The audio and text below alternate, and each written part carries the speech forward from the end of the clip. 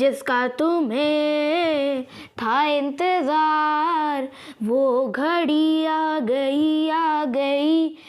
आज की इस वीडियो के अंदर जिसका आपको बहुत समय से इंतजार था, जी हाँ, ऐसा टॉपिक जिसके लिए आपने कम से कम नहीं तो 2 महीने के कोर्स किए होंगे, लेकिन आज सिर्फ 1 से 1.5 घंटे के अंदर आपको मैं सारे टेंसेस क्लियर करने वाला हूँ। जी हाँ, टेंसेस एक ऐसा टॉपिक है जो आपका वर्ब के साथ कंबाइन होकर आपकी 70% इंग्लिश का बेस बनाता है।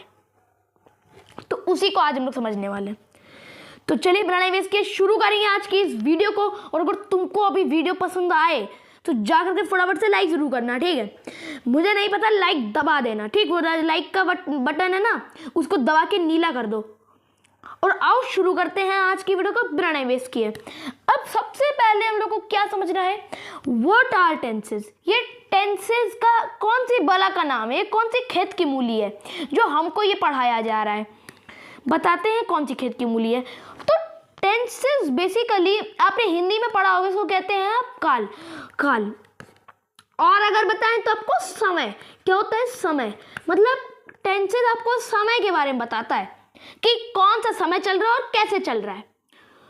लेकिन एक बात तुम खुद सोचो, क्या टेंस सिर्फ समय को ही बताता है, सिर्फ काल को ही बताता है? नहीं। जैसे कि एग्जाम्पल के लिए हम ले लेते हैं, जैसे कि मान लो कि यहाँ पे हम लिखते हैं मैं खेल रहा हूँ, ठीक। ये एक एग्जाम्पल है, ठीक है। एग्जाम्पल के तौर पे मैं खेल रहा हूँ। अब एक बात बताना ज़रा कि मैं खेल रहा हूँ, इसका मतलब क्या निकल रहा है। मैं खेल रहा हूँ मतलब मैं खेल रहा हूँ ना। तो अब हूँ देख के तुम समझ गए, थोड़ा तुमने लमसम एक आइडिया लगा लिया कि हाँ ये कुछ तो प्रेजेंट की बात हो रही है, अभी की बात हो रही है, प्रेजेंट की बात हो रही है। लेकिन अब तुम एक बात बताओ, हूँ से प्रेजेंट तो पता चल गया कि प्रेजेंट है भाई, अभी का काम चल रहा है।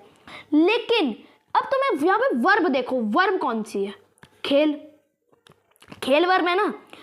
और खेलने का काम कैसा हो रहा है, अभी चल रहा है, ठीक, रुका नहीं है, मतलब खत्म नहीं हुआ है, वो चल रहा है। मैं अभी खेल रहा हूँ मतलब वो खेलने का काम कंटिन्यू हो रहा है। तो हमसे यहाँ पे 2 बातों का पता चला हमको। एक तो ये कि वो कौन से समय में हो रहा है, ठीक है, टाइम, हमें उसका टाइम पता चला। और दूसरा क्या पता चला हमको, दूसरा हमको ये पता चला कि उसमें काम कितना हुआ है, उसमें काम कितना हुआ है। यही चीज़ों के बारे में हमको टेंसेस की हेल्प से पता चलता है। टेंसेस हमको 2 चीज़ों के बारे में बताएंगे, एक तो वर्क हो गया और एक हो गया टाइम। अब इन दोनों के बेसिस पे कैटेगराइज किया गया है टेंसेस को। सबसे पहले समझते हैं टाइम के बेसिस पे कि टाइम के बेसिस पे कितने पार्ट्स में कैटेगराइज किया गया। तो टाइम के बेसिस पे इनको 3 पार्ट में कैटेगराइज किया गया। एक तो है गया पास्ट, एक है प्रेजेंट और एक है फ्यूचर, ठीक। ये आप लोगों ने अपनी क्लासेस में पढ़ा होगा, 2nd या 1st में आप लोगों ने अपनी बुक के अंदर जरूर पढ़ा होगा इसको, ठीक। कौन कौन सी, एक तो पास्ट, एक प्रेजेंट और एक फ्यूचर, भूतकाल, वर्तमान काल और भविष्य काल, ठीक। लेकिन इनको गहराई से समझते हैं भाई। अब ये बताओ तुम, टाइम कितने तरीके का हो सकता है? टाइम 3 ही तरीके का तो होता है। एक तो जो बीत गया सो बात गई, जिसको तुमने कहा पास्ट टेंस, जिसको तुमने कह दिया हिंदी में भूतकाल, इंग्लिश में कह दिया पास्ट टेंस। और एक जो अभी चल रहा है, अभी प्रेजेंट में एकदम अभी रिसेंटली चल रहा है, क्या वो, जैसे कि मैं आपको पढ़ा रहा हूँ तो ये क्या है, प्रेजेंट है। और सेम तरीके से जो आएगा, मतलब जैसे आप इस वीडियो को देखने के बाद फर्राटेदार इंग्लिश बोलने वाले हो ना, तो वो आने वाला कल है आपका, तो वो फ्यूचर हो गया। लेकिन मैंने तो खूब कोशिश करी कि मैं इसको और भी बढ़ा लूँ, इसको और भी इसके टाइप बना दूँ, 17-18 टाइप बना दूँ, लेकिन ये तो बने नहीं। ये सिर्फ बने 3। कौन कौन से? एक तो जो बीता वो बात गई, पास्ट टेंस। एक जो अभी चल रहा है वर्तमान में, कौन सा, प्रेजेंट टेंस। और एक जो आने वाला है, फ्यूचर। क्लियर हो गई मेरी बात? तो टाइम के बेसिस पे बेसिकली इसको 3 पार्ट्स में कैटेगराइज किया गया है।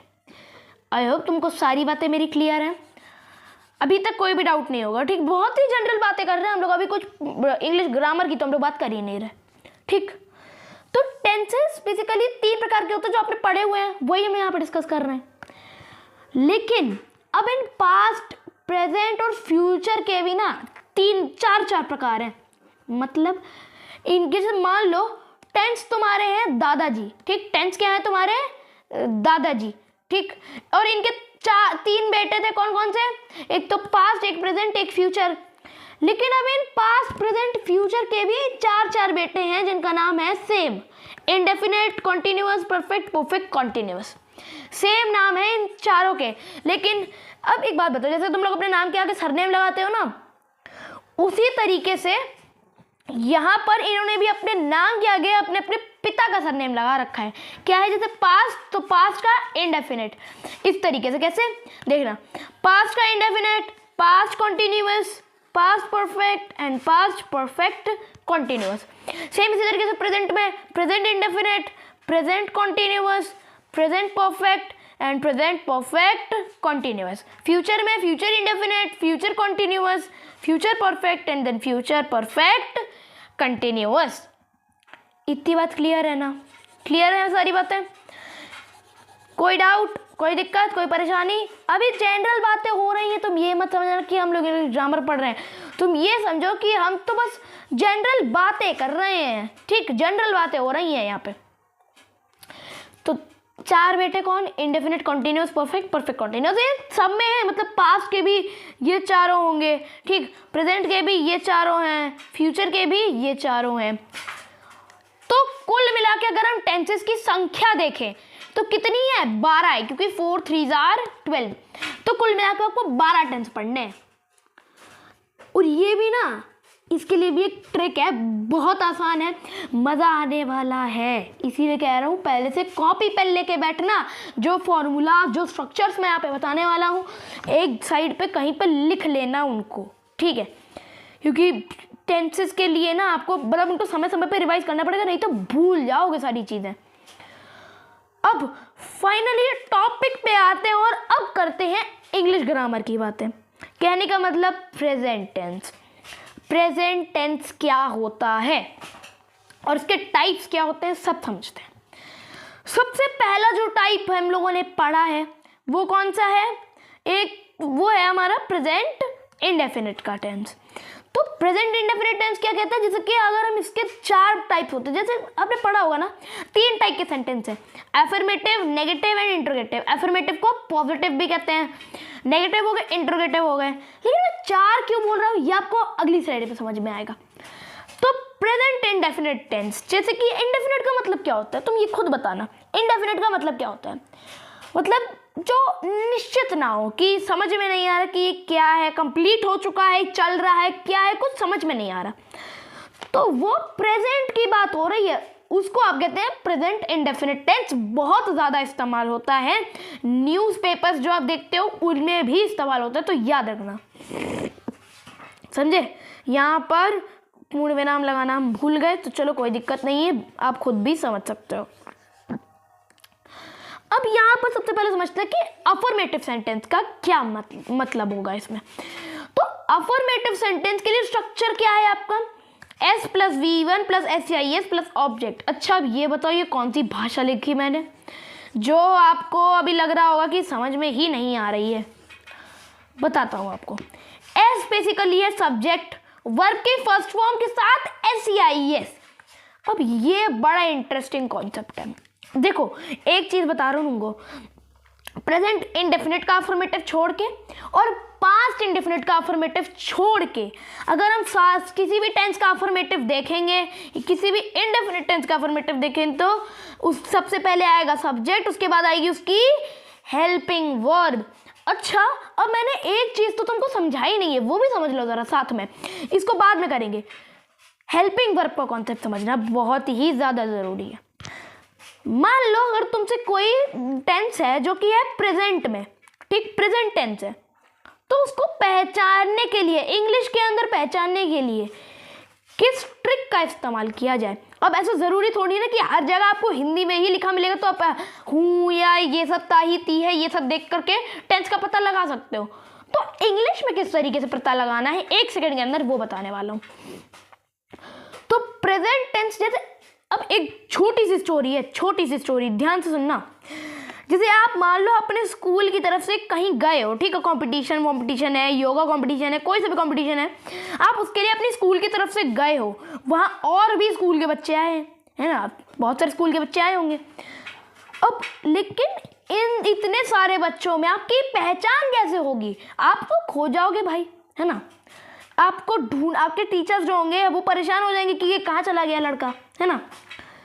तो इसके लिए आपको एक डिफरेंस, मैं एक जैकेट पहना सकता हूँ। कौन सी जैकेट? एक तो जैसे मान लो आपके स्कूल वाले, जो हमारे स्कूल वाले बच्चे हैं, वो कौन सी जैकेट पहन लेंगे? रेड कलर की जैकेट पहन लेंगे। एक और स्कूल वाले बच्चे हैं जो जिनके हमने येलो कलर की जैकेट पहना दी। एक और स्कूल के बच्चे हैं जिनको हमने ग्रीन कलर की जैकेट पहना दी। इसी तरीके से हमको टेंसेस में भी जैकेट पहनानी है। अब वो जैकेट कैसे पहनानी है वो समझो। एक है present, past, future, present, past, future, ठीक, समझे। अब देखो प्रेजेंट के ना, अगर प्रेजेंट कहीं भी तुम्हें दिखे तो उसकी पहचान क्या है? उसकी हेल्पिंग वर्ब कौन सी लगेंगी? या तो लगेगी डू, डज, या तो लगेगी इज, एम, या फिर आर, या फिर हैज या हैव, ठीक, ये हेल्पिंग वर्ब लग सकती हैं। अरे रुको जाना, ये लो, ये वाली हेल्पिंग वर्ब लगेंगी अगर पास्ट की बात हो रही होगी तो, आई मीन प्रेजेंट की बात हो रही होगी तो ये हेल्पिंग वर्ब तुम्हें दिखेंगी। जैसे कि I do not understand English, मुझे इंग्लिश नहीं समझ में आती, I do not understand English. तो तुम्हें यहाँ पे पता चल गया फटाक से कि यहाँ पे डू लगा हुआ है, तो डू तो प्रेजेंट की हेल्पिंग वर्ब थी, तो इसका मतलब ये टेंस प्रेजेंट में है। क्लियर? कोई दिक्कत, कोई परेशानी?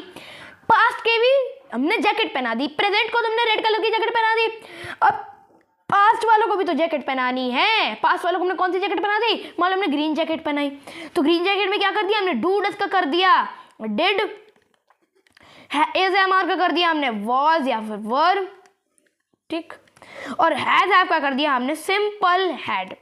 कोई दिक्कत नहीं, कोई परेशानी नहीं, ठीक। तो ये पास्ट की हेल्पिंग वर्ब्स हो गई। लेकिन अब इस फ्यूचर का क्या? फ्यूचर का क्या करेंगे हम? फ्यूचर को भी तो हमको जैकेट पहनानी है, लेकिन उनको कौन सी जैकेट पहनानी है? अब उनको हमको येलो कलर की जैकेट पहनानी है। वो कौन सी जैकेट है? वो जैकेट ऐसी है कि जैसे ये वॉज वर हो गया, ठीक, दोबारा लिखना पड़ेगा, वॉज वर, यहाँ पे सिंपल हैड।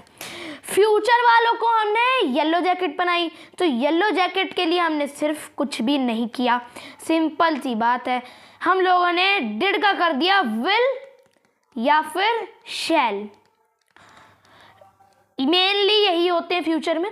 आगे अगर हम देखें तो विल, शैल, हैव भी एक साथ होता, तो उसकी बात हम आगे डिस्कस कर लेंगे, ठीक, जब हमारे फ्यूचर की बात आएगी। तो ये वाली हेल्पिंग वर्ब्स याद रखनी है। तो अगर ऐसे आपको पता चल गया तो टाइम का इससे आपको पता चल जाएगा, मतलब ये वाली हेल्पिंग वर्ब दिखी तो प्रेजेंट का टाइम, ये वाली हेल्पिंग वर्ब दिखी तो पास्ट का टाइम, ये वाली हेल्पिंग वर्ब दिखी तो फ्यूचर का टाइम। अब बारी आती है हमारे, जैसे हमने टाइम का तो कॉन्सेप्ट समझ लिया, लेकिन ऐसे काम को भी तो बता देना, है ना, काम का भी तो बता दूं। आओ काम का बताता हूँ अब तुमको। अब देखते हैं तुमको काम का बताने वाला।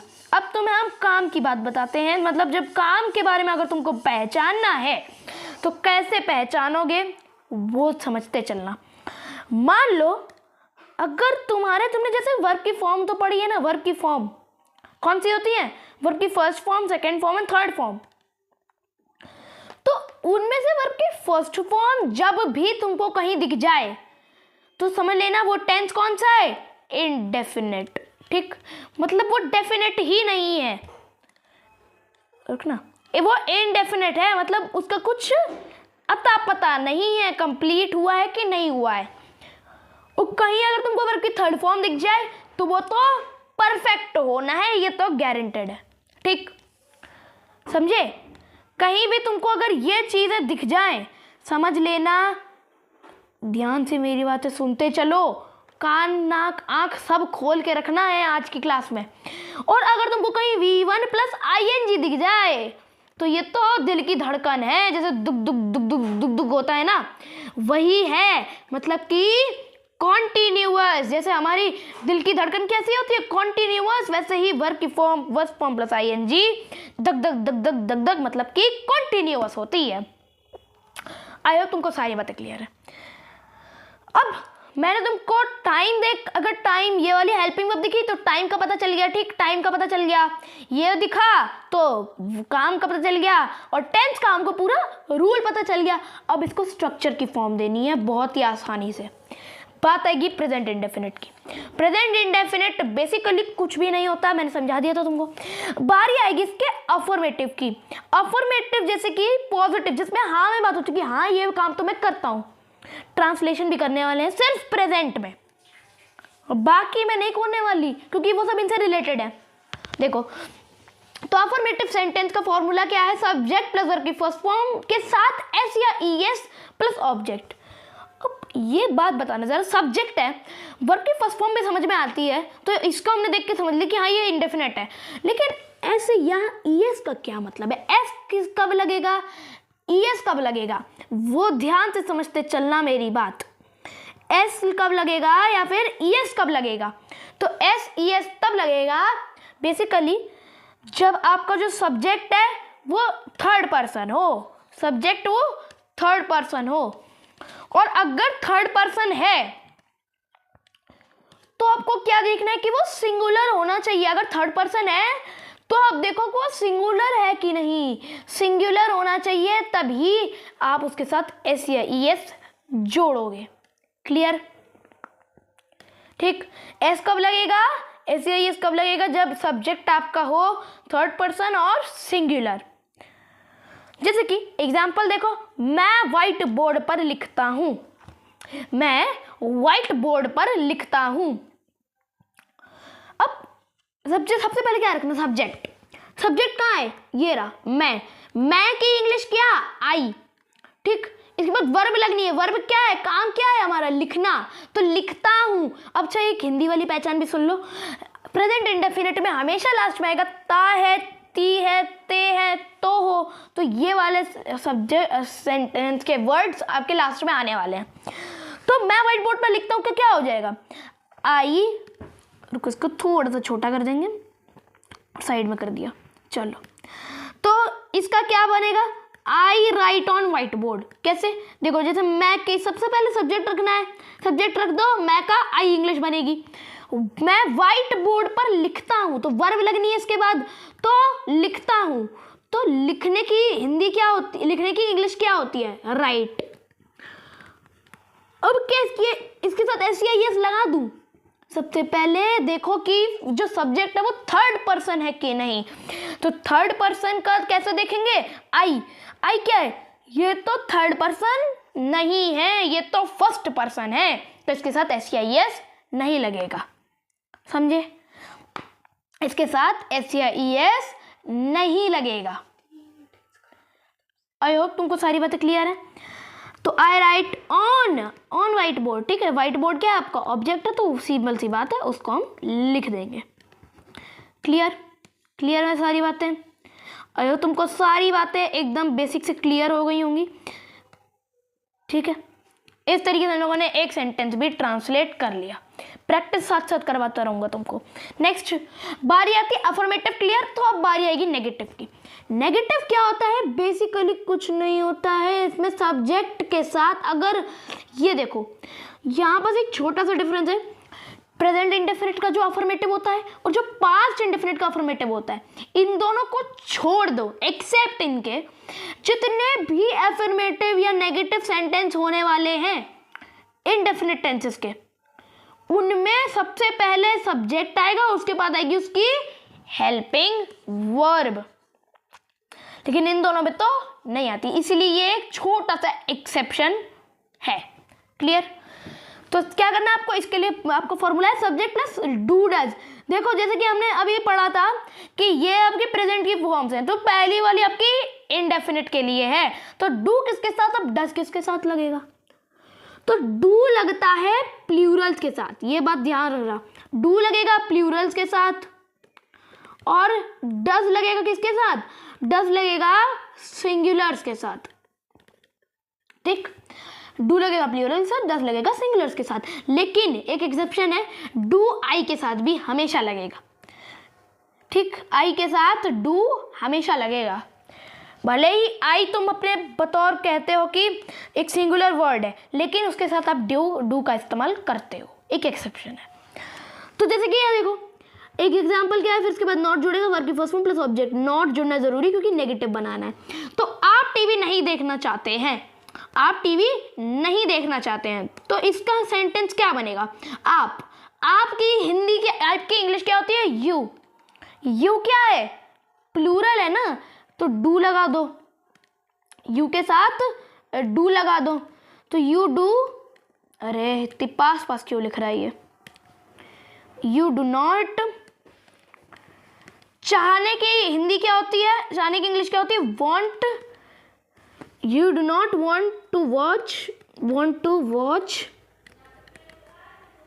वॉच टेलीविजन, मतलब टीवी, ठीक। यहाँ पे मैंने टीवी लिख दिया था। तो आप टीवी नहीं देखना चाहते, तो you do not want to watch TV, समझे? तो प्रेजेंट इंडेफिनिट की इस तरीके से हम लोगों ने अफर्मेटिव एंड नेगेटिव कंप्लीट कर लिया। बारी आती है इंटेरोगेटिव की। थोड़ी देर के लिए ना इसको एक साइड में अभी छोड़ देना, ठीक है। इसके ऊपर अभी तुमको नज़र अपनी नहीं डालनी है, ठीक है। थोड़े टाइम के लिए मैं इसको बंद कर देने वाला हूँ और बताऊँगा, इसका रीज़न बताऊँगा क्यों मैंने बंद किया, क्योंकि ये स्पेशल चीज़ है, बहुत ज़्यादा स्पेशल चीज़ है। आपको सुन के भी अच्छा लगेगा, काफ़ी ज़्यादा अचंभित रहोगे आप। बात समझते हैं आप? फाइनली इंटरोगेटिव सेंटेंस की कहानी समझते कि अगर कभी आप प्रेजेंट इंडेफिनिट सेंटेंस में सवाल पूछ रहे कि तुम कहाँ जा रहे, तुम क्या खेलते हो, ठीक है। तो खेलते, तो ते हो, ये समझ गए। अब इसका स्ट्रक्चर देख लो इंटरोगेटिव सेंटेंस का। इंटरोगेटिव सेंटेंस का आपको स्ट्रक्चर भी तो देखना पड़ेगा। स्ट्रक्चर देखो फटाक से। इंटरोगेटिव सेंटेंस का स्ट्रक्चर कहता है do does plus subject plus verb की फर्स्ट फॉर्म प्लस ऑब्जेक्ट। ये बात नोट डाउन करना कि कहीं भी किसी भी टेंस का तुम इंटरोगेटिव बना रहे हो ना, तो पहले उसकी हेल्पिंग वर्ब रखनी है, समझे? पहले उसकी हेल्पिंग वर्ब रखनी है। तो उसके लिए आपको क्या रखना पड़ेगा? सब्जेक्ट देखना पड़ेगा। सब्जेक्ट क्या है? आप। आपकी हिंदी, आपकी इंग्लिश यू होती है। यू क्या है? यू प्लूरल है। अब तुम ये कहोगे कि यू तो आप अपने लिए इस्तेमाल करोगे, मतलब दूसरे से जो सामने वाला है उसके लिए इस्तेमाल करोगे, लेकिन अगर सामने बहुत सारे लोग भी हो तब भी तो तुम यू ही कह के बात करते हो ना, तो इसलिए वो प्लूरल एज मैनर में यूज किया जाता है, ठीक। क्लियर? तो क्या आपका यू है तो डू लगेगा, डू यू प्ले, ठीक। वर्ब क्या है? प्ले और cricket. Do you play cricket, समझ गए? डू यू प्ले क्रिकेट आपका सही जवाब हो जाएगा। रुकना, इसको क्रॉप करके छोटा करके यहाँ लगा देते हैं। अरे भाई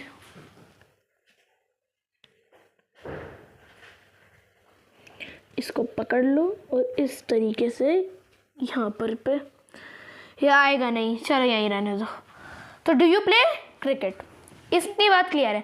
अब मैंने इसको क्यों छुपाया था, उस सरप्राइज को अब रिवील करते हैं। 3 2 1 0 जी हाँ, WH इंटरोगेटिव। अब ये WH इंटरोगेटिव क्या होता है? WH इंटरोगेटिव का मतलब होता है जिसमें WH फैमिली का तुम इस्तेमाल करते हो, मतलब जिनके स्टार्टिंग में WH आता है, जैसे व्हाट, व्हाई, व्हेन, वेयर, ये सारी चीज़ों का। अच्छा, अब इंटरोगेटिव और WH इंटरोगेटिव में क्या डिफरेंस है? इंटरोगेटिव और WH इंटरोगेटिव इतना सा डिफरेंस है कि इंटरोगेटिव सेंटेंस में तुम सिर्फ हाँ या ना में जवाब देते हो, तो तुम्हारे पास कोई तीसरा ऑप्शन नहीं है। क्योंकि मैंने तुमसे पूछा क्या आप क्रिकेट खेलते हो, क्या आप क्रिकेट खेलते हो, या होगा, ठीक है, यहाँ है हो गया होगा, कोई दिक्कत नहीं। इसको आप करेक्ट कर लीजिएगा है से, हूँ से। क्या आप क्रिकेट खेलते हैं, समझे? इसको करेक्ट कर लेना, थोड़ी सी गलती हो गई होगी मुझसे टाइप करने में, कोई दिक्कत नहीं। तो WH फैमिली में बस इतना डिफरेंस समझ लो, इंट्रोगेटिव में तुम सिर्फ हाँ या ना में जवाब दे सकते हो कि हाँ ये मैं काम करता हूँ या फिर या मैं नहीं काम करता हूँ। देखिए, क्या आप क्रिकेट खेलते हो? क्या आप क्रिकेट खेलते हो? तो इसका बेसिकली तुम जवाब सिर्फ हाँ या ना में दे सकते हो कि अगर मैं क्रिकेट खेलता हूँ तो हाँ मैं क्रिकेट खेलता हूँ, या फिर अगर तुम क्रिकेट नहीं खेलते तो बोलोगे नहीं मैं क्रिकेट नहीं खेलता हूँ। लेकिन अगर मैं तुमसे पूछूं तुम्हारी उम्र क्या है, तो क्या तुम उसका हाँ या ना में जवाब दोगे कि हाँ मेरी उम्र है, ना मेरी उम्र है? समझे? तो इसका कोई सेंस नहीं बनता। तो जिसमें तुमको विस्तार से जवाब देना पड़े वो है WH इंट्रोगेटिव, और जिसमें तुमको हाँ या फिर ना में जवाब देना पड़े वो है तुम्हारा इंटरोगेटिव, सिंपल इंटरोगेटिव। क्लियर? इतनी बात क्लियर? समझे? आगे बढ़े तो आप देखो, इसका फॉर्मूला सिंपल है, कुछ भी नहीं करना। इंट्रोगेटिव का स्ट्रक्चर एज इट इज छापो, उसके पीछे बस WH फैमिली लगा दो, आंसर आ जाएगा तुम्हारा। ठीक, अब इसका एक सेंटेंस देख लो। आप क्या करते हैं? आप क्या करते हैं? तुम क्या करते हो, मतलब वो पूछ रहा है तुमसे कि आप क्या करते हैं, तो अब इसका तुम हाँ या ना में जवाब दोगे? नहीं। क्या आप ये बोलोगे कि हाँ मैं करता हूँ? तो क्या करते हो भाई बताओ तो उसी के लिए इसका विस्तार से जवाब देना होगा। मैं जॉब करता हूँ, ठीक, जैसे कि अगर आप ट्रेडिंग में इंटरेस्ट रखते हैं तो आप मैं ट्रेडिंग करता हूँ, ठीक, मैं क्रिकेट खेलता हूँ, ठीक, वो आपको समझ लेना है। तो आप क्या करते हैं कि इंग्लिश क्या बनाओगे तुम? आप क्या करते हैं, तो व्हाट, आप क्या करते हैं का मतलब सेंस क्या बनना है? व्हाट, ठीक है, तो व्हाट डू यू डू, ठीक, आप क्या करते हैं, व्हाट डू यू डू। इतनी बात क्लियर है? इतनी बात क्लियर है ना? आई होप तुमको सारी बातें क्लियर है। एक सेकेंड, इसको पकड़ लिया, चलो इसको थोड़ा सा छोटा कर देंगे ऐसे, ये बेकार हो गया है, इसको हटाओ। तो इसका क्या बनेगा? व्हाट डू यू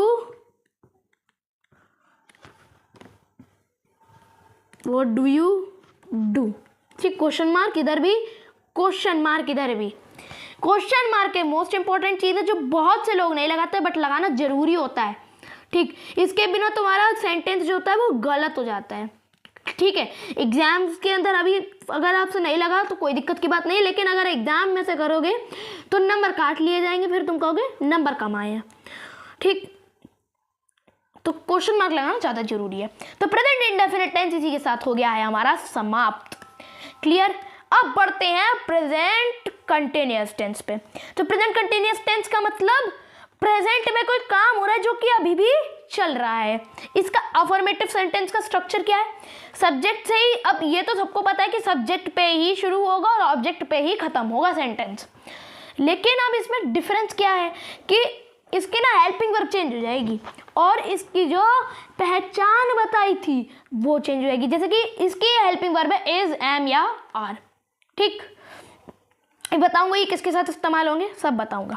और इसके बाद वर्ब की फर्स्ट फॉर्म प्लस आईएनजी, दिल की धड़कन, दुग दुग दुग दुग, समझे? ये मेन चीज है। अगर ये नहीं लगाओगे तो दिल की धड़कन रोक दोगे, मतलब सेंटेंस का कोई सेंस नहीं बनेगा इसके बिना। अगर तुमने इज एम आर लगाए और वर्ब की फर्स्ट फॉर्म प्लस आईएनजी नहीं लगाई है तो उस सेंटेंस का कोई सेंस ही नहीं बनेगा। जैसे कि मैं ये बोलूं I am do work, I am do work, do work कोई सेंस नहीं बनना। अगर मैं ये बोलूं आई एम डूइंग वर्क तो यहाँ पे एक सेंस बता कि हाँ मैं ये काम कर रहा हूं, मैं अपना काम कर रहा हूं, समझे? समझ गए ना? तो क्या सब सेंटेंस बनेगा आपका? Subject plus is am are plus verb की first form plus ING plus object, ये ओबीजी थोड़ा अलग अलग हो गया, ये साथ में थे, ठीक है, इसको याद रखना।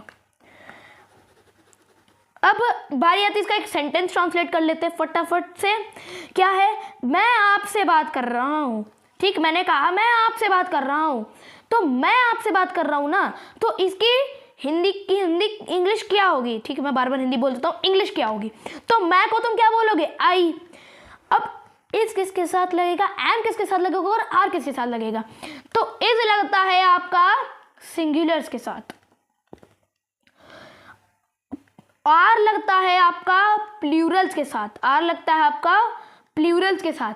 और एम बस इकलौते एक इंसान के लिए लगता है जो कि होता है आई। आई के अलावा एम किसके लिए भी नहीं इस्तेमाल हो सकता, बाकी के लिए सिर्फ इज और आर इस्तेमाल होते हैं। तो जैसे कि यहाँ पे आई है तो आई के साथ एम लगेगा, याद रखना, इज मत लगा के आ जाना, ठीक।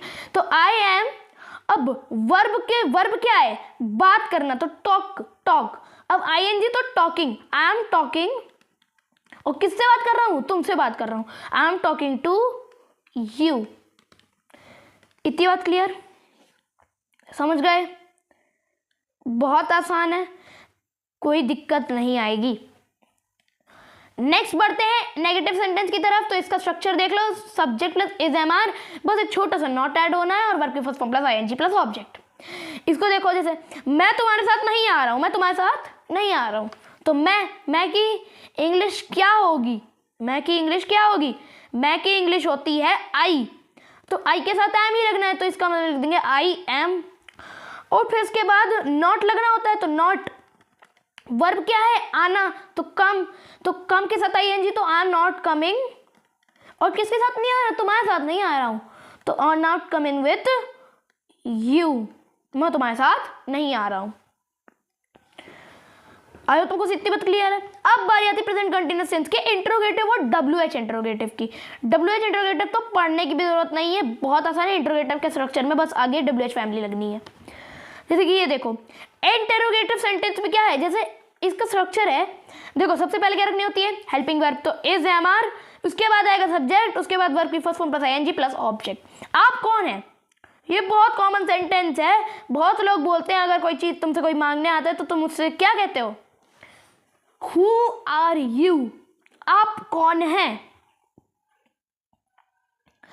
अब वैसे तो ये ना इंटरोगेटिव है ही नहीं, हाँ सही सुनो तुम्हारे कानों ने, ये इंटरोगेटिव है ही नहीं, ये WH इंटरोगेटिव है, समझे, WH इंटरोगेटिव है। इंटरोगेटिव कहाँ कैसे नहीं है, क्योंकि भाई आप कौन है इसका तुम हाँ या ना में जवाब दे लोगे, बताओ हाँ या ना में जवाब दे लोगे, तुम खुद सोच के बताओ मुझे, हाँ या ना में जवाब तुम दे भी सकते हो इसका, इम्पॉसिबल है ना, इम्पॉसिबल ऑब्वियसली भाई। तो इसीलिए बेसिकली हमने इसीलिए सिर्फ एक काम किया है कि हमने यहाँ पर जानबूझ के मैंने आपके लिए सेंटेंस डाला कि देखते हैं आप कितना समझ पाते हो। अब इसका अगर तुम्हें कोई सेंटेंस बनाना भी है तो तुम मुझे कमेंट करके बताओ, जैसे कि तुम वहाँ क्या नहीं, जैसे हम ये बोल देंगे आप ही बता देना कमेंट करके मुझे, इसका हम लोग अब यहाँ ट्रांसलेट करेंगे WH इंटरोगेटिव सेंटेंस। तो WH इंटरोगेटिव के लिए क्या होगा, ये who are you, who are you, ठीक। आप क्या कर रहे हो, तो आप तो WH फैमिली लगी, आप क्या कर रहे हो, व्हाट आर लगेगा ना, व्हाट आर यू, क्योंकि यू प्लूरल होता है, व्हाट आर यू डूइंग, बस खत्म, समझ गए। इंटरोगेटिव सेंटेंस का आप मुझे बताओगे कमेंट्स के अंदर, समझे। नहीं समझ में आता है तो मैं बता दूंगा तुमको, अभी इसी वीडियो में अंदर बताने वाला हूँ तुमको। Is am are plus subject plus verb की first form plus ING plus object से कौन सा तुम सब्जेक्ट सेंटेंस बना सकते हो, जैसे एम आई डूइंग राइट, क्या मैं सही कर रहा हूँ, देखा, एम आई डूइंग राइट, जैसे मैं तुमसे बोलूंगा एम आई डूइंग राइट, क्या मैं ये सही कर रहा हूँ, तो इसका इंग्लिश क्या बनेगी, एम के साथ आई लगेगा, तो एम आई डूइंग राइट, हो गया काम, सिंपल है, कुछ भी दिक्कत नहीं है। और लास्ट अगला बढ़ते हैं हम लोग, present perfect tense. Perfect tense मतलब वो काम कंप्लीट हो चुका है, वो काम प्रेजेंट के अंदर कल खत्म हो चुका है, ठीक, उसको तुम कंप्लीट कर चुके हो, क्लियर। जैसे कि मैंने खाना खा लिया है, तो मैं खाना खा चुका हूं सर, वो काम कंप्लीट हो गया है। तो अब इसका अफर्मेटिव सेंटेंस का स्ट्रक्चर देख लो भाई, सब्जेक्ट, उसके बाद इसकी हेल्पिंग वर्ब होती है हैज। हैज किसके साथ, हैव किसके साथ, तो हैज लगता है सिंगुलर्स के साथ, क्योंकि इसमें कम अक्षर है, ऐसे याद रखो, हैज में कम अक्षर तो ये सिंगुलर्स के साथ, हैव में ज्यादा अक्षर है तो ये प्लूरल्स के साथ, ठीक। लेकिन आई के साथ हमेशा ही हैव लगेगा, बस इतना याद रखना। जैसे कि मैंने खाना खा लिया है तो आई है ना, मैंने की इंग्लिश हाई होती है, तो आई और आई के साथ हैव लगना होता है। आई हैव खाना खा लिया है, मैंने खाना खा लिया है, तो आई हैव वर्ब की थर्ड फॉर्म लगेगी। तो खाने की इंग्लिश क्या होती है? ईट। तो ईट, ईटन, ईटन, ठीक। ईट, एट, ईटन होता है, ईट, एट, ईटन। ये इरेगुलर वर्ब होती है, इसलिए याद रख लेना। कुछ इरेगुलर वर्ब्स होती है जिनको आपको रटना ही पड़ेगा, क्योंकि उनकी कोई ट्रिक नहीं है, इनको आपको रटना ही पड़ेगा। तो ईट, एट, ईटन, तो ईटन होती थर्ड फॉर्म, तो I have eaten, eaten the food, मैंने खाना खा लिया है। अच्छा, नेगेटिव सेंटेंस में कुछ नहीं, बस इसके हेल्पिंग वर्ब के बाद नॉट जुड़ना होता है, जैसे हमने पिछले दोनों टेंस में देखा था। तो subject plus has have plus not plus verb की थर्ड फॉर्म प्लस ऑब्जेक्ट, यहाँ प्लस होना था, यहाँ पे गलती से ये हो गया होगा। चलो इसको तुम सुधार लेना खुद ही, इतने तो अब तुम समझदार हो ही चुके हो। बात है कि मैंने अपना होमवर्क नहीं किया है, ठीक। बहुत लोगों की यही प्रॉब्लम होती है, मैंने अपना होमवर्क नहीं किया है, तो इसका मतलब मैंने का आई होता है, आई हैवंट। अब देखो, नॉट अगर हैव के साथ जुड़ेगा तो उसकी कॉन्ट्रैक्टेड फॉर्म क्या बनती है? हैवंट। और हैज के साथ जुड़ेगा तो हैजंट, ठीक। तो आई हैवंट होगा इस तरीके से, आई हैवंट डिड। अब देखो, मैंने अपना होमवर्क नहीं किया है, तो आई हैवंट डन होगा, डिड नहीं डन होगा, क्योंकि डिड जो होता है वो सेकंड फॉर्म होती है डू की।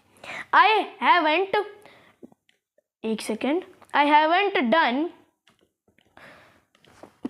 इसको छोटा करना पड़ेगा, I haven't done my homework. Clear? समझ गए? कर लिए ने अपने कॉन्सेप्ट्स क्लियर। अब बारी आती है हमारे प्रेजेंट परफेक्ट के इंट्रोगेटिव और WH इंट्रोगेटिव सेंटेंस की। यहाँ टेंस लिख गया है, कोई दिक्कत की बात नहीं, यहाँ बस समझ जाना। तो देखो, इसका सिंपल सा फॉर्मूला है, वही पुराना रूल लगेगा। हेल्पिंग वर्ब सबसे पहले तो हैज हैव, इसके बाद सब्जेक्ट प्लस वर्ब की third form plus object, simple है। सेंटेंस है यहाँ पे, क्या आप खाना खा चुके हैं? क्या आप खाना खा चुके हैं? तो अब आपकी इंग्लिश क्या होती है? यू। अब यू क्या है? प्लूरल है ना, तो प्लूरल्स के साथ हैव, समझे? तो हैव लगेगा। हैव यू खाना खाने की English? Eat, ate, eaten. Have you eaten the food? क्या आपने खाना खा लिया? तो have you eaten the food. इतनी बात क्लियर है? इसको थोड़ा सा छोटा ही करना पड़ेगा भाई, साइड में कर दो। Have you eaten the food. Next है WH इंट्रोगेटिव। कुछ नहीं करना, बस WH फैमिली लगनी है, बाकी सारा सेंटेंस सेम रहेगा। क्या है? जैसे कि आप मैच कब जीत चुके हैं। जैसे आपने कोई मैच खेला तो आपको क्या के पूछता है कि आप मैच कब जीत चुके थे, कब जीत चुके हैं, या फिर ठीक, अब मैच कब जीत चुके हैं। तो इसके लिए आप मैच कब जीत गए? व्हेन। तो व्हेन, आप ये टाइम की बात करिए तो when have you won, won, ठीक। व्हेन हैव यू won, यहाँ पे ये इरेगुलर वर्ब ही होती है व्हेन, ठीक, उसकी ये थर्ड फॉर्म won है। When have you won the match, तुमने मैच कब जीत चुके थे, तो आप मैच कब जीत चुके थे, तो when have you won the match. Clear?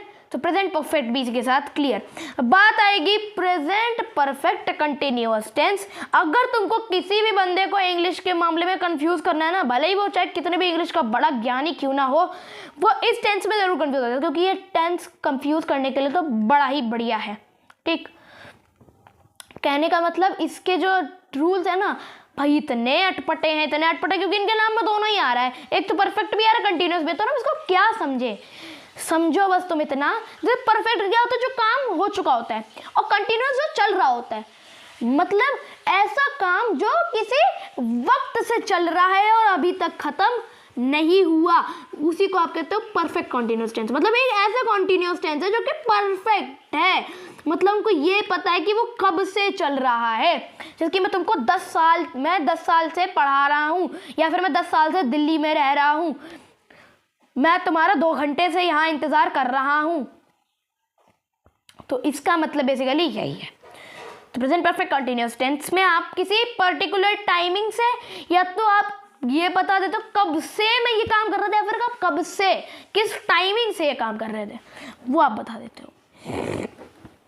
बारी आएगी अफर्मेटिव सेंटेंस का, तो सब बहुत ही इजी है। क्या है? सब्जेक्ट प्लस हैज हैव, मतलब परफेक्ट के हेल्पिंग वर्ब लगेंगी, उसके साथ बीन लगेगा क्योंकि perfect continue present perfect continuous tense है इसलिए बीन लगा देंगे, ठीक, क्योंकि हमको बताना है नहीं कब से चल रहा है तो उसके लिए बीन लगेगा। और कंटिन्यूअस की पहचान लगेगी, मतलब इसमें दोनों का मिक्सचर दिया गया, इसीलिए इसका नाम प्रेजेंट परफेक्ट कंटिन्यूअस टेंस पड़ा है कि हेल्पिंग वर्ब लगा दो तो परफेक्ट वाली और पहचान कौन सी लगा दो? कॉन्टिन्यूअस वाली। समझे?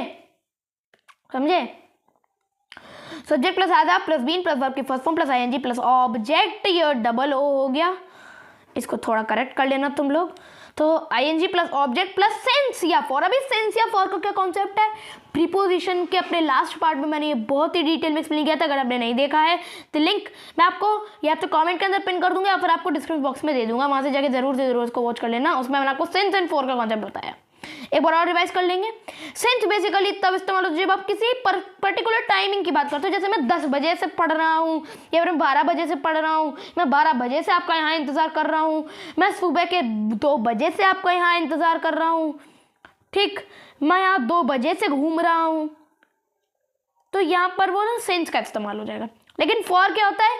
मैं 10 घंटे से यहाँ पे आपका मैं 10 घंटे से पढ़ रहा हूँ, पढ़ता तो कोई नहीं होगा, इतना किसी की आंखों में दम नहीं है, तो पढ़ने के कुछ लोग पढ़ सकते हैं। तो मैं 10 घंटे से पढ़ रहा हूँ या फिर मैं 2 घंटे से आपका यहाँ इंतजार कर रहा हूँ, ठीक, तो ये इनके साथ आपका क्या लगेगा? फॉर लगेगा। तो अफर्मेटिव सेंटेंस में आप इसका इस्तेमाल करोगे। एग्जाम्पल के लिए मैं आपका, जैसे कि मैं यहाँ पर करूँगा, मैं यहाँ पर 2 घंटे से आपका इंतजार कर रहा था, तो नहीं, ऐसा कहना पड़ेगा कि मैं 10 घंटे से पढ़ाई कर रहा था, ठीक, तो कंटिन्यूअस है और परफेक्ट है। तो मैं 10 घंटे से पढ़ रहा था, तो आप क्या लिखोगे? मैं, तो आई लगेगा, आई के साथ हैव लगता है, तो आई हैव बीन, और स्टडी के साथ आईएनजी, तो I have been studying for, है ना, I have been studying for 10 hours, समझे? For 10 hours. किसी सेंटेंस में आपको ऑब्जेक्ट नहीं दिया गया तो आपको ये नहीं करना है कि सेंटेंस ही गलत है तो मैं ऐसा एज्यूम करके उसका आंसर छोड़ के आओ एग्जाम के अंदर। नहीं, छोड़ना नहीं है भैया, छोड़ना नहीं है बिल्कुल भी, समझ गए? और ऑलमोस्ट आपका देखो 43 मिनट का ऑलरेडी लेक्चर हो चुका, हम लोग अभी यहीं पर पहुंच पाए और भी चीज़ें बाकी हैं। नेगेटिव सेंटेंस का फटाफट से देख लो। Subject plus has have plus not plus been plus verb की फर्स्ट फॉर्म प्लस आईएनजी है, ठीक है, वर्ब की first form plus ING plus object plus since या फॉर, ठीक। जैसे कि मैं 10 घंटे से नहीं पढ़ रहा था, तो क्या है? I have not been studying for 10 hours, simple. अगला देखो, प्रेजेंट परफेक्ट कंटीन्यूअस टेंस का इंट्रोगेटिव, WH इंट्रोगेटिव, सिर्फ इनका स्ट्रक्चर बताने वाला सेंटेंस आप कमेंट करके बताओगे। Has have plus subject plus been, देखो भाई सबसे पहले तो हेल्पिंग वर्ब लगनी है, वो सबको पता है, तो हैज हैव प्लस सब्जेक्ट लगेगा फिर बीन, ये थोड़ा ध्यान रखना, हैज हैव के बाद बीन नहीं लगेगा, हैज हैव के बाद सब्जेक्ट फिर बीन आएगा, ये बीच में सब्जेक्ट घुसेगा, फिर बीन के बाद वर्ब की first form plus ING plus object plus since या फॉर लास्ट में, और उसका टाइम बता देना बस, ठीक। क्या तुम यहाँ मेरा 10 घंटे से इंतजार कर रहे थे? नहीं, क्या तुम मेरा यहाँ 2 घंटे से इंतजार कर रहे थे? हैव लगेगा ना, have you been waiting for me since for 2 hours, ये हो जाएगा। और WH फैमिली में वाई लग जाएगा बस, why have you been waiting for me for 2 hours, तुम क्यों इंतजार कर रहे हो, तो ये बात हो गई। इसी के साथ प्रेजेंट टेंस होता है कंप्लीट। बारी आती है पास्ट टेंस की, मतलब कि पास्ट टेंस में आ गए, अब हम लोग भूतकाल में चले जाएंगे, अब हम लोग पुरानी बातें करने वाले हैं। चलो शुरू करेंगे इसको भी। पास्ट इंडेफिनिट टेंस फटाफट से सारी चीजें करनी है, 1 घंटे या 1.5 घंटे के अंदर कोई लेक्चर खत्म भी करना है। अफर्मेटिव क्या है?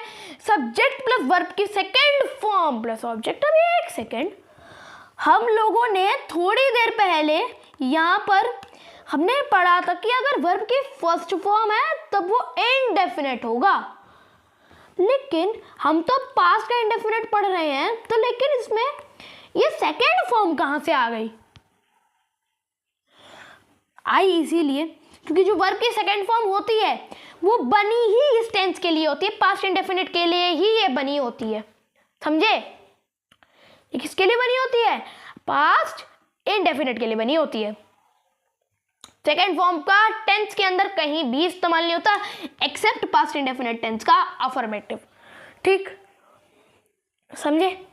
इसकी हेल्पिंग वर्ब यहाँ लगनी चाहिए थी बट लगाई इसीलिए नहीं गई क्योंकि हमने पहले ही यहाँ पे वर्ब की सेकंड फॉर्म जोड़ दिया और यहाँ पे इसकी हेल्पिंग वर्ब है डिड, और डिड तो ऑलरेडी सेकंड फॉर्म में होता है, तो आप अगर यहाँ पे डबल सेकंड फॉर्म लगाते हैं तो आपका सेंटेंस पूरी तरीके से गलत माना जाएगा, ठीक। बड़े बड़े लोग ही गलती कर देते हैं कभी कभी, लेकिन आपको नहीं करनी है। तो सब्जेक्ट प्लस वर्ब की सेकंड फॉर्म प्लस ऑब्जेक्ट, ये समझ गए? अब जैसे कि हम इसका एक एग्जाम्पल ले लें कि मैं अब इसका भी एक पहचान तो होगी ना हिंदी में, हाँ, तो ता था, ठीक, ता ही का ता था हो गया, ऐसे ऐसे आपके था लग जाएंगे लास्ट में बस। तो जैसे मैं खेल क्या कहता है ता रहा था, तो इसका आप ही बता देना, ठीक है? मैं आपको फटाफट से बस कॉन्सेप्ट बताते हुए चल रहा हूँ क्योंकि लेक्चर भाई ऑलरेडी हमारा 47 मिनट का हो चुका है। क्योंकि ज़रूरी बात पता है क्या होती है? प्रेजेंट को समझना, क्योंकि पास्ट अपने आप ही फिर आप समझ लोगे आराम से, और फ्यूचर भी इसी तरीके से हो जाएगा। तो अफर्मेटिव का सब्जेक्ट प्लस वर्ब की सेकेंड फॉर्म प्लस ऑब्जेक्ट, जैसे कि अगर मान लो आपके पास डू है तो डेड हो जाएगा, और अगर आपके पास रीड है तो रेड हो जाएगा। ये सबसे इंटरेस्टिंग बात होती है, अगर आपने रीड लिखा तो उसकी सेकंड फॉर्म भी रीड ही होती है, लेकिन इसको पढ़ा रेड जाता है, ठीक। कभी रीड मत पढ़ देना वरना वो फर्स्ट फॉर्म मान के उसको गलत कर देगा, ठीक। तो नेगेटिव का क्या है? बस वर्ब की सेकंड फॉर्म की जगह डेड आ जाएगा और नॉट आ जाएगा, ठीक है, और वर्ब की फर्स्ट फॉर्म अलग से लगेगी। तो नेगेटिव का क्या बनेगा? Subject plus did plus not plus verb की first form plus object. Interrogative का जस्ट उल्टा, डेड आगे आ जाएगा, सब्जेक्ट पीछे आ जाएगा, वर्ब की first form object. WH interrogative का क्या है कि WH की फैमिली और उसके साथ same to same sentence. Clear? पढ़ते हैं आगे पास्ट कंटिन्यूअस पे, मतलब पास्ट में कोई काम था जो कि अभी भी चल रहा है। कोई सेंस तो नहीं बनता इस बात का, लेकिन अब है तो पढ़ना तो पड़ेगा ही, लेकिन आसान ये भी है। और सबसे ज़्यादा टेंस पता कौन सा इस्तेमाल होता है हमारी लाइफ में? पास्ट इंडेफिनिट, ठीक, ये बताने की बात थी। नेक्स्ट है अफर्मेटिव। इसका अफर्मेटिव क्या कहता है? सब्जेक्ट प्लस वर्ब की first form plus ING plus object. Simple, कुछ था क्या? अब यहाँ पर ना तुम एक छोटी सी चीज़ और ऐड करना, वर्ब की फर्स्ट फॉर्म से पहले ना मैंने गलती से यहाँ पर वॉज वर्ब नहीं लगाया, तो इसको तुम ऐड कर लेना। Subject plus was verb plus verb की फर्स्ट फॉर्म प्लस ING होगा, ठीक, तब एक सेंटेंस करेक्ट बनेगा। जैसे कि मैं यहाँ पर आपका 2 घंटे से नहीं, वैसे मैं ये बोलता हूँ, मैं काम कर रहा था, मैं पढ़ाई कर रहा था, तो मैं पढ़ाई कर रहा था ना, तो अब ये वॉज किसके साथ, वर्ब किसके साथ, वॉज किसके साथ और वर्ब किसके साथ लगने वाला है वो समझते हैं। तो बेसिकली जो हमारा जो वॉज है ना, ये हमारे सिंगुलर्स के लिए इस्तेमाल होता है, और किसके लिए? सिंगुलर और आई के लिए, ठीक, और वर्ग इसके लिए ऑब्वियसली भाई बच्चा कौन? प्लूरल, तो प्लूरल्स के लिए वर्ग लगता है। तो अगर मैं ये बोलूँ मैं पढ़ाई कर रहा था, ठीक है, तो वो पास्ट में चल रहा है अभी भी, तो मैं पढ़ाई कर रहा था, तो मैं I was studying, I was studying, मैं पढ़ रहा था, तो I was studying। Simple. Negative का बस वॉज वर्ब के बाद नॉट आ जाएगा। इंटरोगेटिव में वॉज वर्ब के बाद सब्जेक्ट लगेगा, फिर वर्ब के first form plus ING plus object हो जाएगा। WH इंटरोगेटिव में इसके आगे बस WH फैमिली लगनी है और आपका आंसर आ जाएगा। कोई भी प्रॉब्लम हो रही है क्या? नहीं हो रही होगी ना? आई तुमको नहीं हो रही होगी, बहुत आसान चीज़ें हैं, कोई भी दिक्कत की बात नहीं होने वाली आपको। बात करेंगे पास्ट परफेक्ट टेंस की, तो बेसिकली अफर्मेटिव जो है वो है subject plus had plus verb की third form plus object. Past perfect मतलब पास्ट में था, वो काम पूरा हो चुका है, ठीक है, पास्ट में कोई काम पूरा हो चुका है तो उसको बताने के लिए इसका इस्तेमाल होता है। तो अफर्मेटिव इसका क्या कहता है? Subject plus had. अच्छा ये बताओ, प्रेजेंट परफेक्ट में हमने किसके बारे में, परफेक्ट में हमने कौन सी हेल्पिंग वर्ब इस्तेमाल करी थी? Has have. इसका बस सिंपल हैड कर दिया और ये बहुत आसान भी हो गया। अब क्या है ना, आपको कहीं झंझट नहीं पड़ना पड़ेगा कि इसके साथ ये लगेगा, इसके साथ ये लगेगा, इसके साथ ये लगेगा। सिंपली आपको हैड लगा देना है सबके साथ। फिर आपकी थर्ड फॉर्म प्लस ऑब्जेक्ट लगेगा। नेगेटिव में हैड के बाद बस नॉट लगना है। इंटरोगेटिव में हैड पहले आ जाएगा, सब्जेक्ट बाद में आ जाएगा, फिर same to same as it is उतार लेना है। डब्ल्यूएच फैमिली में डब्ल्यूएच फैमिली एज इट आएगी और बस बाकी सब एज इट इज उतरेगा। ठीक, वर्ब की थर्ड फॉर्म आएगी। बहुत सारी गलतियां मैंने जल्दी जल्दी में कर दी हैं, तो कोई दिक्कत नहीं है, आप इसको सीरियसली मत लेना। नेक्स्ट आती है पास्ट परफेक्ट कंटिन्यूअस। मतलब पास्ट में कोई काम चल रहा था किसी पर्टिकुलर समय से, ठीक, उसको बताने के लिए इसका इस्तेमाल होता है। अफर्मेटिव क्या कहता है, इसका सब्जेक्ट प्लस हैड बीन। जैसे कि हमने प्रेजेंट परफेक्ट कंटिन्यूअस में पढ़ा था कि जहाँ पे हम लोगों ने परफेक्ट की जो हमारी वो थी हेल्पिंग वर्ब, उसके आगे बस बीन लगा दिया था उसको कंटिन्यूटी दिखाने के लिए, उसका टाइम दिखाने के लिए। बस वही यहाँ होना है, कंटिन्यूअस की पहचान लगानी है और कुछ भी नहीं है इसमें। तो subject plus had been plus verb की first form plus ING plus since या फॉर याद कर लेना। मैंने कहा है तुमसे, वो वीडियो देख लेना, कमेंट से अंदर दे दूंगा, जाके फटाफट से उसको देख लेना। ठीक, मैं ये लेक्चर खत्म करने के बाद उसको जाके जरूर से वॉच कर लेना, जिससे आपको सेंस या फॉर की कहानी क्लियर हो जाए। नेगेटिव क्या है, बस हैड के बाद ना ये बीन के बीच में घुसेगा नॉट, हैड और बीन के बीच में घुसेगा नॉट, बस इतना है। ठीक, तो subject plus had plus not plus been, तो हैड नॉट बीन होगा। वर्ब की first form plus ING plus since या फॉर। क्लियर। नेक्स्ट इंटरोगेटिव, तो सब्जेक्ट ये आएगा पहले, ये आएगा इसके बाद, और हेड के बाद ये बीन इधर आ जाएगा, नॉट गायब हो जाएगा, ये एज इट इज सारे के सारे उतर आएंगे। क्लियर। डब्ल्यूएच इंटरोगेटिव में डब्ल्यूएच फैमिली लगेगी, बाकी से एज इट इज भाई उतरेगा एज इट इज। क्लियर। आगे बढ़े। फाइनली हम लोगों ने पास्ट टेंस भी कंप्लीट कर लिया है आराम से। आई होप तुमको सारी कॉन्सेप्ट्स क्लियर होंगे। 52 मिनट का ये ऑलरेडी लेक्चर हो चुका है। अब लास्ट टेंसेस बचे हैं हमारे को 4 टेंस कुल हमको उनको पढ़ना है। बहुत कंफ्यूजिंग होते हैं ये वाले टेंसेस, बट बहुत आसान बना दूंगा आपके लिए। Future indefinite tense. Future indefinite tense का मतलब बेसिकली तुम ये समझ लो, फ्यूचर में कोई काम है जिसका पता नहीं है कि वो चल रहा है, कंप्लीट हो चुका है या फिर अभी चालू नहीं किया गया है। तो इसके लिए अफर्मेटिव का स्ट्रक्चर देख लो, subject plus will shall, helping verb will shall लगेगी हर किसी में, इसमें चेंज नहीं होगी। अगले वाले में भी विल शैल लगेगी, इसके अगले वाले में भी विल शैल लगेगी, बस उसके साथ हैव जुड़ जाएगा और उसके बाद में भी विल शैल ही लगेगी। तो subject plus will shall plus verb की first form plus object, verb की फर्स्ट फॉर्म इंडेफिनिट की पहचान है। नेगेटिव देखो तो सब्जेक्ट प्लस विल शैल, इसके बाद बस नॉट लगना है, वर्ब की first form object as it is होता रहेगा। मैं यहाँ पे तुमको ये बता रहा हूँ कि ये फॉर्मूले बन कैसे रहे हैं, ये तुमको अगर कोई बता दे तो मुझे बताना, ठीक। लेकिन इससे अच्छे तरीके से तुमको कोई नहीं समझा पाएगा। भले बहुत से लोग बता सकते हैं इसको, लेकिन अच्छे तरीके से मेरे से अच्छा कोई नहीं समझा पाएगा तुमको।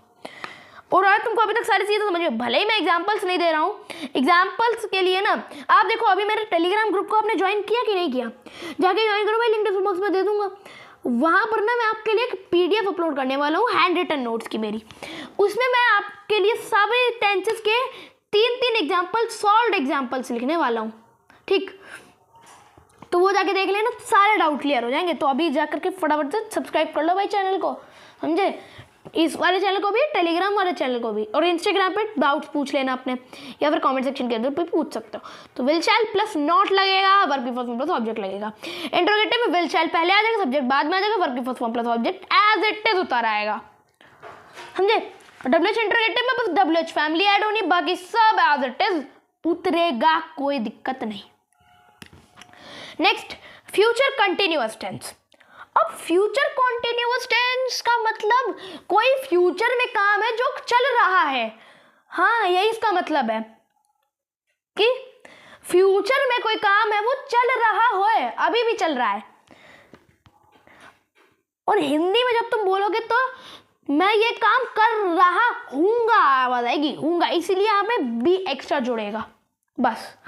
एफर्मेटिव का देख लो, subject plus will shall plus be plus verb की फर्स्ट फॉर्म प्लस आईएनजी, दिल की धड़कन, दुख दुख दुख दुख लगा देंगे, प्लस ऑब्जेक्ट। अब इसके लिए नेगेटिव बनाना है तो बी से पहले बस यहाँ पे नॉट लगेगा और बी बाद में आ जाएगा, फिर same to same as it is उतार लेना। इंट्रोगेटिव में शैल और या फिर विल, ठीक, विल शैल विल एक ही बात है। फिर सब्जेक्ट आएगा, फिर बी आएगा, फिर वर्ब की first form plus ING plus object आ जाएगा। WH इंट्रोगेटिव में WH की फैमिली लगेगी, फिर उसके बाद शैल विल, फिर उसके बाद subject plus be plus verb की first form plus ING plus object, खत्म। कंटिन्यूअस टेंस भी इसी के साथ समाप्त है। अब इसका एग्जाम्पल मेरे दिमाग में आ रहा है तो चलो आपको बता ही देता हूँ। मैं नानी के घर पे मिठाई खा रहा हूँगा, ठीक, या फिर मैं पढ़ाई कर रहा हूँगा, तो मैं आई। अब विल किसके साथ और शैल किसके साथ? तो विल लगता है और शैल, तो शैल सिर्फ और सिर्फ आई और वी के लिए इस्तेमाल होता है और विल बाकी सारी चीज़ों के लिए इस्तेमाल होता है। लेकिन अगर कहीं पे धमकी दी जा रही है या फिर कहीं पे प्रण लिया जा रहा है तो वहाँ इनका जस्ट उल्टा हो जाएगा, तब विल सिर्फ आई और वी के साथ लगेगा और शैल सबके साथ लगेगा। जैसे कि आपने सुना होगा ना कि मैं तुम्हें मार दूंगा, तो आई विल किल यू, तो आई विल बोला है ना, आई शैल किल यू थोड़ी ना बोला है। तुमने कंफर्मेशन के साथ बोला कि हाँ ये मैं पक्का ही करूंगा, तो आई विल किल यू, ठीक। और शैल जब आप कंफर्मेशन ना हो, समझ गए? तो आई शैल, अब यहाँ पे कोई प्रण तो लिया नहीं जा रहा, तो I shall be studying, I shall be study, ठीक, क्लियर। नेगेटिव में I shall not be studying, और अगर हम यहां देखें तो शैल आई बी स्टडिंग, ठीक। और इसमें देख लेंगे तो when will I be studying, I mean when shall will, नहीं will लगेगा, shall लगेगा, तो shall I be studying, ठीक। यही होने वाला है भाई। बहुत खतरनाक वाले टेंसेज हैं, लेकिन बहुत ज़्यादा यूज़ में कम आते हैं, ये बहुत कम इस्तेमाल होते हैं। कभी कभी किसी सिचुएशन के अंदर आपको बताना पड़ जाए तो आप इसका इस्तेमाल करते हो। नेक्स्ट बढ़ते हैं आगे।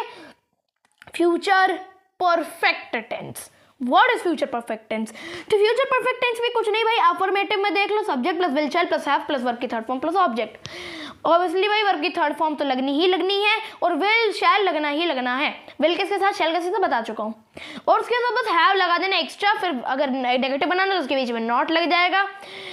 इंट्रोगेटिव बनाना है तो ये इधर और बाकी सब एज इट इज, नॉट को हटा के, अगर नॉट नहीं लगेगा तो, अगर गलत में बात तो नहीं हो रही होगी तो।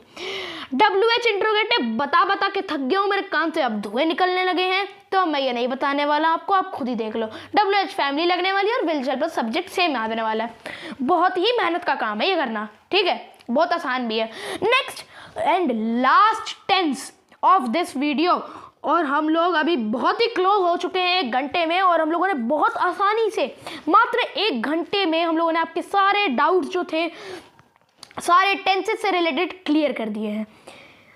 अब बारी आएगी इसकी। तो अफर्मेटिव में ये बहुत ही ज़्यादा कंफ्यूजिंग है, 1% तुम्हें इसमें कुछ नहीं समझ में आने वाला अनटिल तुम्हारे पास दिमाग ना हो। तो फ्यूचर परफेक्ट कंटिन्यूअस टेंस में बेसिकली सब्जेक्ट प्लस विल शैल तो लगना ही लगना है, हैव बीन हो जाएगा। बीन मतलब इसकी कंटिन्यूटी या फिर इस चीज़ के किसी टाइम से चलने को दिखाने के लिए इस्तेमाल करना है। फिर वर्ब की first form plus ING plus object plus since या फॉर।